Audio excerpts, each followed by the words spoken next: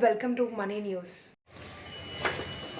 అమ్మవారి పూజలో నిమగ్నమై దసరా ఉత్సవాలు చేసుకుంటుంటే ఇక్కడ కన్యకమ్మవారి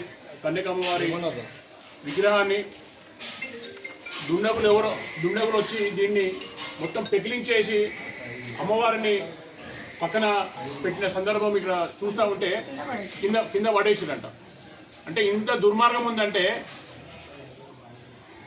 మొత్తం కూడా హిందూ సమాజాన్ని హిందూ మతాన్ని కించపరిచే విధంగా అనేక సందర్భాలు జరుగుతూ ఉన్నాయి. గుళ్ళు ధ్వంసం చేస్తూ ఉన్నారు. అమ్మవార్ల మీద ఈ విధంగా విగ్రహాలు ధ్వంసం చేయడం కానీ, గుళ్ళు ధ్వంసం చేయడం కానీ, విగ్రహాలని అపవిత్రం చేయడం కానీ ఈ విధంగా చేస్తూ ఉన్నారంటే దీన్ని ఒకసారి పోలీస్ యంత్రాంగం కూడా దీని గురించి ఆలోచన చేయాలి. ఏదనంటే ఎవరైనా మాట్లాడుతూ ఉంటే మీరు మతాన్ని కించపడుతూ ఉన్నారు, రెచ్చగొడతా ఉన్నారని చెప్పేసి దుర్మార్గంగా మాట్లాడుతూ ఉన్నారు. మరి దీన్ని చేసిన పరిస్థితి జవాబు జరుగుతున్న అవసరం ఉన్నది.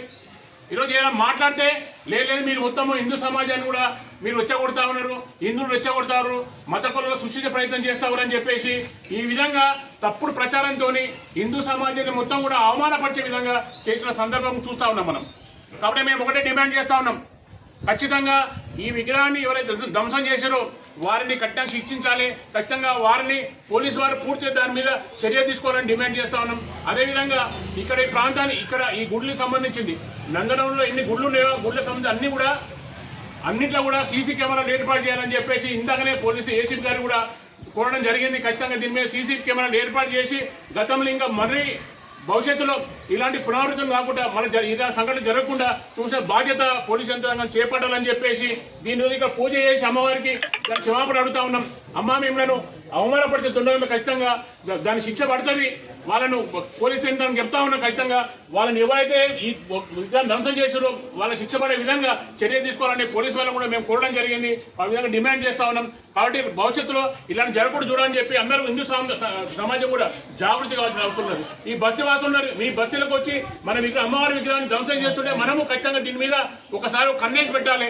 ఈ విధంగా మన సమాజాన్ని అంటే మన హిందుత్వాన్ని కానీ అదేవిధంగా మన ఏదైతే గుళ్ళను ధ్వంసం చేసే ప్రయత్నం జరుగుతూ ఉన్నది. ఈ విధంగా ఈ ప్రయత్నాన్ని ఖచ్చితంగా అడ్డుకోవాలని చెప్పేసి ఈ బస్తీవాసులు దీని మీద పూర్తిగా నిఘా పెట్టేసి ఎవరైతే ఈ ధ్వంసం చేసారో వారికి ఖచ్చితంగా కనుగొనే విధంగా మీరు కూడా సహకరించాలని చెప్పి బస్తీవాసులు కూడా కోరుతా ఉన్నాను. కాబట్టి దీనికి పూర్తిగా ఎక్కడైతే ఈ టెంపుల్ ఉన్నదో దీని అభివృద్ధి కోసం ఖచ్చితంగా నా వంతు నేను కూడా సహాయ సహకారం అందిస్తానని చెప్పేసి బస్తీవాసుల సందర్భంగా నేను తెలియజేసుకుంటూ ఖచ్చితంగా దీన్ని కాపాడుకునే విధంగా ప్రయత్నం చేస్తామని చెప్పి కూడా ఈ సందర్భంగా తెలియజేస్తాం.